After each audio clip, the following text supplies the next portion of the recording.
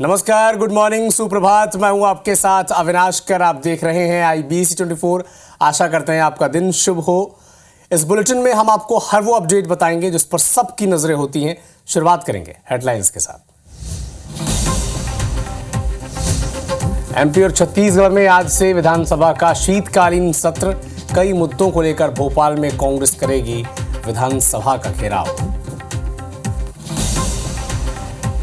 भोपाल में हुई कांग्रेस विधायक दल की बैठक। शीतकालीन सत्र में कांग्रेस को घेरने के लिए बनी रणनीति। आज शाम CM हाउस में होगी BJP विधायक दल की बैठक। गृह मंत्री अमित शाह ने जगदलपुर में आज गुजारी रात। आज अमर वाटिका में शहीदों को देंगे श्रद्धांजलि। दोपहर में सीक्रेट मीटिंग में भी होंगे शामिल। रायपुर में सुरक्षा की समीक्षा बैठक में भी करेंगे शिरकत। छत्तीसगढ़ पुलिस की वर्दी में शामिल होगा राष्ट्रपति का निशान। नक्सल मोर्चे पर अदम्य साहस के लिए मिला है सम्मान। DGP जुनेजा ने किया है सम्मान को ग्रहण। ग्वालियर के किले में बना Guinness book of world record. 536 साधकों ने एक साथ कई वाद्य यंत्रों से किया वादन। तानसेन समारोह में मुख्यमंत्री मोहन यादव और केंद्रीय मंत्री ज्योतिरादित्य सिंधिया भी रहे मौजूद। भोपाल में 14 साल की छात्रा ने खाया जहर। अस्पताल में इलाज के दौरान मौत। परिजन ने गांव के युवक पर गंदी हरकत करने का आरोप लगाया।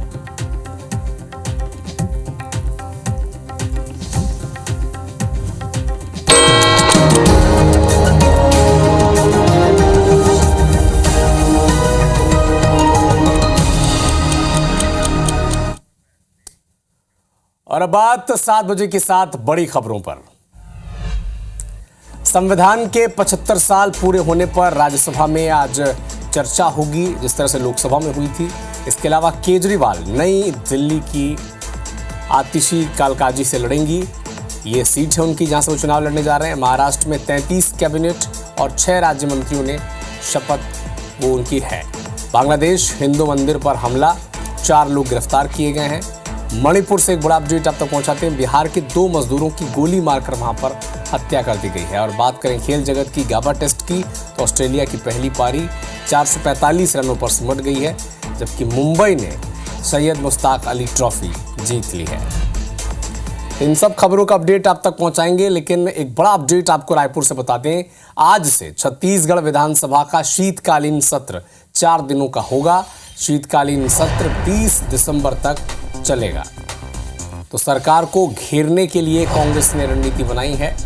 तो आज से छत्तीसगढ़ विधानसभा का शीतकालीन सत्र शुरू होने जा रहा है और 4 दिनों का ये शीतकालीन सत्र होगा, जिसमें सरकार की कोशिश रहेगी कि कई विधेयक को पास किया जाए, जबकि कांग्रेस पार्टी चाहेगी कि लॉ एंड ऑर्डर समेत कई ऐसे मुद्दे हैं जिस पर वो बातचीत करना चाहेगी, चाहे वो धान का मसला हो, चाहे वो बारदाने का मसला हो, चाहे एक मुश्त राशि देने का मसला हो। ये कई मुद्दे हैं जिसे कांग्रेस पार्टी चाहेगी कि सदन में, इसके भीतर, विधानसभा में इसके भीतर चर्चा हो।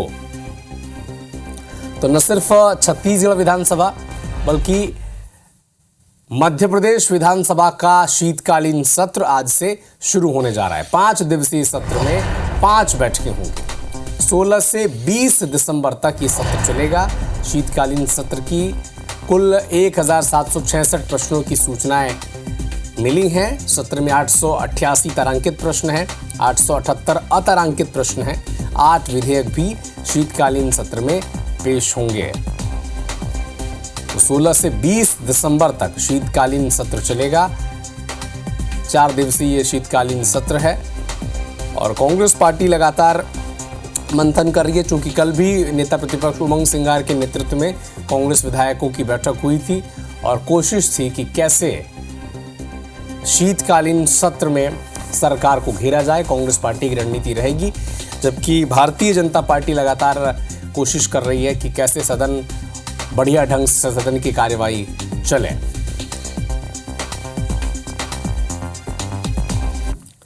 तो चलिए, एक तरफ विधानसभा सत्र की शुरुआत होने जा रही है, लेकिन विधानसभा सत्र के पहले ही दिन कांग्रेस प्रदर्शन करेगी, विधानसभा का घेराव करेंगी। विधायकों के साथ दिग्गज जो नेता हैं और जोशीले कार्यकर्ता ये इसमें शामिल होंगे। भोपाल के जवाहर चौक पर इकट्ठा होंगे। कई मुद्दों को लेकर कांग्रेस के नेता प्रदर्शन करेंगे। अब देखिए क्या क्या मुद्दे रहेंगे। लाडली बहना योजना में 3,000 प्रतिमाह की राशि दी जाए, ये मांग करेगी कांग्रेस पार्टी। 2 लाख युवाओं को नौकरी देने के लिए तत्काल भर्ती निकाली जाए, यानी पहले महिला फिर युवा। अब देखिए इसके बाद किसान, क्योंकि गेहूं का MSP 2700 रुपये, धान का दाम 3100 रुपये प्रति क्विंटल किया जाए, ये भी मांग रहेगी, मतलब महिला युवा किसान। सोयाबीन के दाम 6,000 रुपये प्रति क्विंटल किया जाए, ये मांग विपक्ष करने जा रहे हैं। कर्ज की स्थिति पर सरकार श्वेत पत्र जारी करे। अब लगातार ये मुद्दा भी विपक्ष उठाती आ रही है कि सरकार तो कर्ज चल रही है। ये आरोप लगाते हैं ना हर बार उमंग सिंगार, जीतू पटवारी आकर। ये मुद्दा भी आज उठाने जा रही है, यानी महिला, किसान, युवा और प्रदेश की आर्थिक स्थिति को लेकर एक बार फिर से सबका ध्यान अपनी तरफ खींचने जा रही है कांग्रेस पार्टी।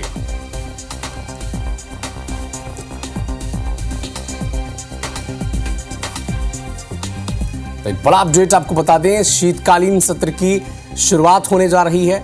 और अब देखिए सरकार की तो अपनी तैयारी है ही, लेकिन कांग्रेस पार्टी आज एक बड़ा प्रदर्शन करने जा रही है। कर्ज की स्थिति को लेकर लाडली बहना योजना में 3,000 रुपये प्रति माह दिए जाए, सोयाबीन की जो कीमत है वो 6,000 क्विंटल किया जाए। तो ये कई मांगे हैं। और इसी खबर पर हमारे साथ, चूंकि मध्य प्रदेश और छत्तीसगढ़ विधानसभा का शीतकालीन सत्र आज से शुरू होने जा रहा है और इसीलिए हमारे 2 सहयोगी, रायपुर से राजेश राज हमारे साथ लाइव जुड़े हुए हैं और भोपाल से हरप्रीत कौर हमारी सहयोगी लाइव हमारे साथ जुड़े हैं। राजेश, सबसे पहले आपका रुख, क्योंकि तमाम जब से 1 साल होने को है सरकार को, 1 साल हो चुके हैं, तब से कांग्रेस पार्टी लगातार ये कह रही कि कई मुद्दे हैं। लॉ एंड ऑर्डर का मसला हो, धान में बारदाना का मसला हो, किसानों की समस्या हो, एक मुश्त राशि का मुद्दा हो। आज वो मौका है जिससे वो सदन के भीतर इस मुद्दों को उठा सकते हैं और जनता के हितैषी बन सकते हैं। क्या कुछ खास रहेगा आज?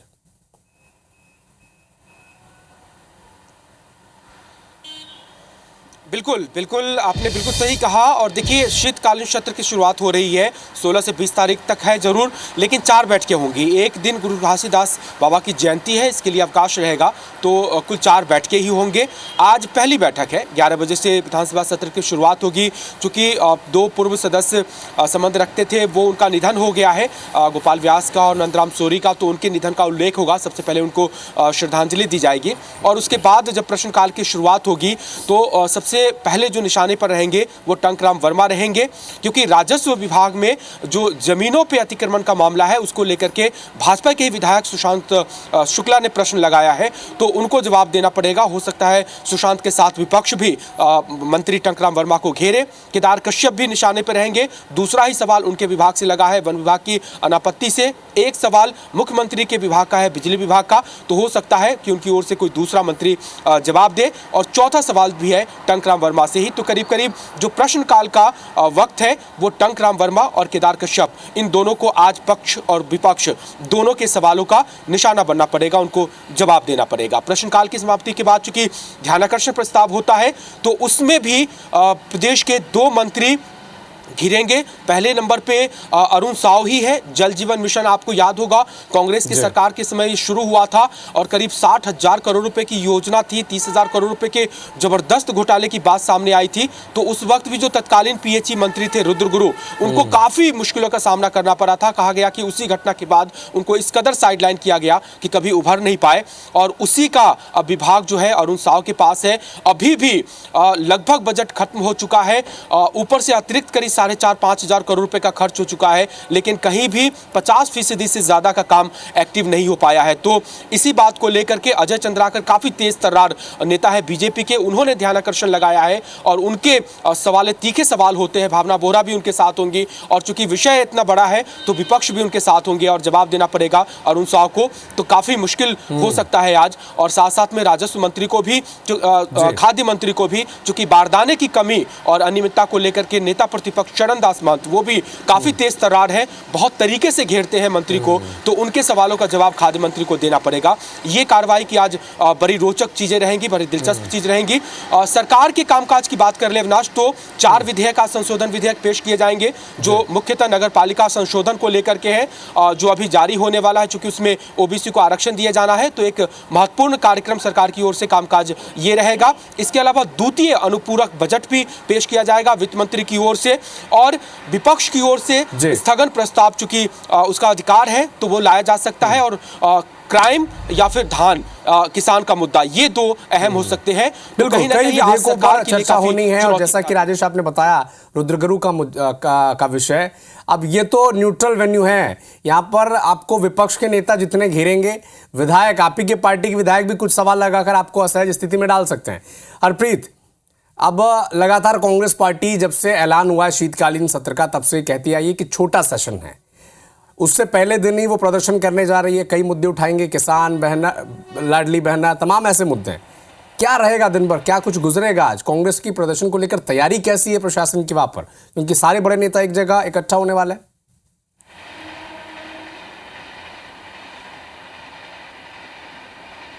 बिल्कुल, देखिए मध्य प्रदेश विधानसभा का आज शीतकालीन सत्र शुरू होने वाला है 16 दिसंबर, यानी आज से 20 दिसंबर तक ये सत्र चलेगा। इस सत्र के हंगामेदार रहने के आसार हैं, लेकिन आज जब पहला दिन है, शुरुआत है, आज ही कांग्रेस का एक बड़ा प्रदर्शन होने जा रहा है। कांग्रेस का दावा है कि इस प्रदर्शन में 50,000 से भी ज्यादा कार्यकर्ता पूरे प्रदेश भर से जुटेंगे। कल इसे लेकर नेता प्रतिपक्ष उमंग सिंगार के बंगले पर बैठक भी हुई है, तमाम बड़े नेता यहाँ पर पहुंचे हैं, रणनीति यहाँ पर बनाई गई है। बताया जा रहा है कि आज दोपहर 12 बजे करीबन जौहर चौक पर बड़ी संख्या में कांग्रेस कार्यकर्ता जुटेंगे। वहां पर एक बड़ी आम सभा, जनसभा होगी, और उसके बाद ये वहां से विधानसभा के लिए कूच करेंगे। लेकिन दूसरी तरफ प्रशासन ने भी इन्हें जौहर चौक पर ही रोकने की पूरी रणनीति तैयार कर ली है। इसके लिए बाकायदा 1500 अतिरिक्त पुलिस बल जो है वो तैनात किया गया है, ताकि किसी भी स्थिति में जौहर चौक से आगे कांग्रेसी बढ़ ना पाए। विधानसभा तक पहुंचना फिलहाल उनके लिए मुमकिन यहां पर नजर नहीं आ रहा है। सबसे बड़ी बात यह है कि 1500 जवानों के साथ ही वाटर कैनन तैनात की गई है, इसके साथ ही वज्र यहां पर तैनात किया गया है। हालांकि दावा जरूर यहां पर कांग्रेस कर रही है कि तमाम बड़े नेता, चाहे वो दिग्विजय सिंह हो, कमलनाथ हो, ये नेता इस प्रदर्शन में शामिल होंगे। ये यहां से पैदल मार्च करते हुए विधानसभा तक कूच करेंगे। लेकिन फिलहाल प्रशासन की जो रणनीति है, पुलिस की जो रणनीति है, वो कहीं ज्यादा तगड़ी नजर आ रही है। दूसरी तरफ अगर सत्र की बात की जाए तो करीबन 1700 से ज्यादा इस सत्र में प्रश्न है। इसके साथ ही 178 ध्यानाकर्षण है, 8 यहाँ पर बताया जा रहा है कि एक स्थगन प्रस्ताव है, और इसके साथ ही यहाँ पर 8 जो विधेयक हैं वो इस शीतकालीन सत्र में होंगे। लेकिन फिलहाल जिस तरह से प्रदर्शन को लेकर आज कांग्रेस ने चेतावनी दी है, तो समझा जा सकता है कि मध्य प्रदेश विधानसभा का शीतकालीन सत्र विरोध प्रदर्शन के साथ शुरू होगा। जी, न सिर्फ सदन के भीतर गहमा गहमी की स्थिति रहेगी, बल्कि सदन के बाहर भी अब कांग्रेस पार्टी की तैयारी ऐसी है कि माहौल गर्माता रहे। आप दोनों, राजेश आप रायपुर में नजर बना के रखिएगा, हरप्रीत आप भोपाल में नजर बना के रखिएगा। सदन की कार्यवाही पर हम लगातार अपडेट आपसे लेते रहेंगे। शुक्रिया तमाम जानकारी के लिए।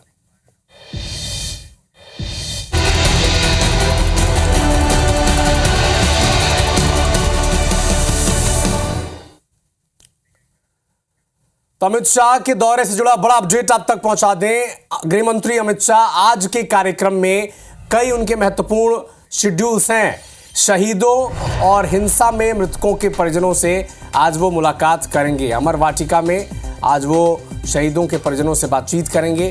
बीजापुर के Gundam police camp Amit Shah जा सकते हैं। इसके अलावा ये भी आपको बता दें कि बीजापुर का ये सरहदी इलाका है गुंडम। दोपहर 12:30 बजे से 2 बजे तक एक सीक्रेट मीटिंग होगी, और दोपहर 3 बजे जगदलपुर से वो रायपुर के लिए रवाना होंगे, और 4 बजे मेफेयर रिजॉर्ट वो पहुंचेंगे। उसके बाद 4, सवा 4 से सुरक्षा संबंधी समीक्षा बैठक में वो शामिल होंगे, और 6 बजे रायपुर एयरपोर्ट से दिल्ली के लिए वो रवाना हो जाएंगे। तो अमित शाह का आज का शेड्यूल देखिए। आज रात उन्होंने वहीं गुजारी है, और आज सुबह उठकर वो जो नक्सल पीड़ित प्रभावित हैं, उनके परिजन हैं, शहीदों के परिवार वाले हैं, उनसे बातचीत करेंगे, मुलाकात करेंगे, और ये बड़ा दिलचस्प होगा। अमर वाटिका में भी परिजनों से मुलाकात करेंगे, इसके बाद एक सीक्रेट मीटिंग होनी है, वहाँ पर उनकी बैठक होगी, फिर वो रायपुर लौट आएंगे और यहाँ पर एक सुरक्षा संबंधी विषय पर एक बैठक होगी और 6 बजे वो रवाना हो जाएंगे वापस दिल्ली के लिए। तो गृहमंत्री अमित शाह ने कल शाम को नक्सलियों के साथ सालों तक रहे, काम कर रहे और फिर आत्मसमर्पित होकर मुख्यधारा में लौट चुके लोगों के साथ बातचीत की। इसमें छत्तीसगढ़ के अलावा आंध्र प्रदेश, तेलंगाना, महाराष्ट्र के लोग भी शामिल थे। अब देखिए उन्होंने क्या बातचीत की है गृहमंत्री से और गृहमंत्री अमित शाह ने उनसे क्या पूछा है, सुने आप एक बार।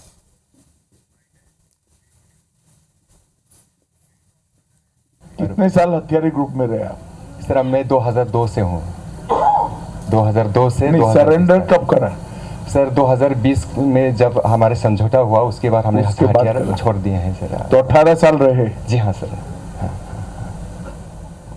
सरेंडर करने के बाद कैसा लगता है? सर आज की तारीख में हम लोग हमारे क्षेत्र में बहुत उन्नति होने लगा है और हमारे माहौल विकास की तरह 100% अभी प्रगति में चल रहा है। डॉक्टर हिमंत विश्व शर्मा जी के नेतृत्व में, आपके नेतृत्व में, डॉक्टर और हमारे नरेंद्र मोदी के नेतृत्व में जो हमने आपने मार्ग दर्शाया है उसी तरह हमने भी आगे। अभी आप क्या कर रहे हैं? सर हम लोग जब नहीं, आप स्वयं क्या कर रहे हैं? मैं एक संस्था हमने बना लिया था, उसका हम एग्जीक्यूटिव डायरेक्टर बना हूँ, जो BDF बोलते हैं सर। और वो संस्था क्या कर रही है? वो संस्था हमें जो NDP से जड़ित लोगों को जो रिहेबिलिटेशन के प्रोसेस में हम लोग काम कर रहे हैं। क्या नाम है भी आपका? सर मेरा बिरजू उर्फ कृष्ण मासा दौरपेटे। हिंदी आती है? हो सर। यार हो तो तुम मराठी में बोलते हो। हाँ हाँ बोलना है। ठीक है। हाँ हाँ। कौन से जिले के हैं आप? मेरा गांव है जारावाड़ा, पोस्ट गट्टा, तालुका एटापल्ली, जिला गढ़चिरौली। गढ़चिरौली। हाँ सर। कितने समय हथियारी काम किया आपने? सर 2002 से 2014 तक।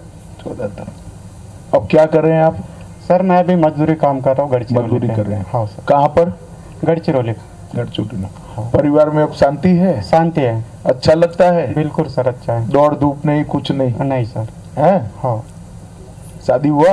हो सर, 2 बच्चे हैं। 2 बच्चे हैं? हो सर। पढ़ाते हैं बच्चों को आप? हो सर, तीसरी में एक है और एक वो 4 साल का है। बैठिए, ताली बजाओ भाई महाराष्ट्र वालों के लिए। रायपुर में शातिर ठगों को गिरफ्तार किया गया है। 100 करोड़ की जमीन का फर्जीवाड़ा किया गया। फर्जी मृत्यु प्रमाण पत्र और वसीयत बनाकर ये ठगी की वारदात को अंजाम देते थे। दिल्ली की महिला का फर्जी दस्तावेज बनाकर उनकी जमीन हथिया ली। मंदिर असौ थाना पुलिस ने कार्रवाई की। फर्जी मृत्यु प्रमाण पत्र और वसीयत बनाकर 100 करोड़ की जमीन का फर्जीवाड़ा इन शातिर ठगों ने किया था।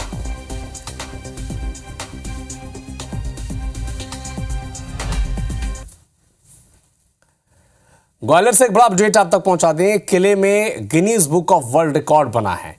536 साधकों ने एक साथ कई वाद्य यंत्रों से वादन किया। तानसेन समारोह में सीएम डॉक्टर मोहन यादव भी शामिल हुए, ज्योतिरादित्य सिंधिया भी मौजूद रहे और 536 साधकों ने एक साथ कई वाद्य यंत्रों से वादन किया और एक Guinness book of world record में अपना नाम दर्ज किया।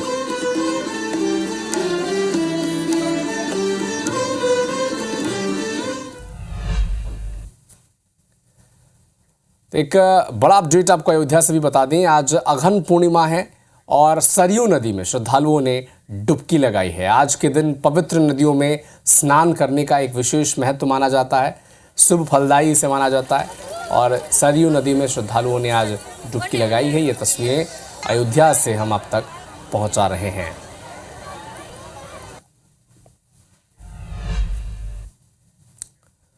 तो फिलहाल इस बुलेटिन में इतना ही, लेकिन देश दुनिया के साथ MP और छत्तीसगढ़ के हर अपडेट के लिए आप जुड़े रहिए हमारे साथ। आगे देखिए छत्तीसगढ़ी भाषा का खास कार्यक्रम हमर बानी हमर गोठ श्रवण तंबोली के साथ। मुझे दीजिए अनुमति, नमस्कार।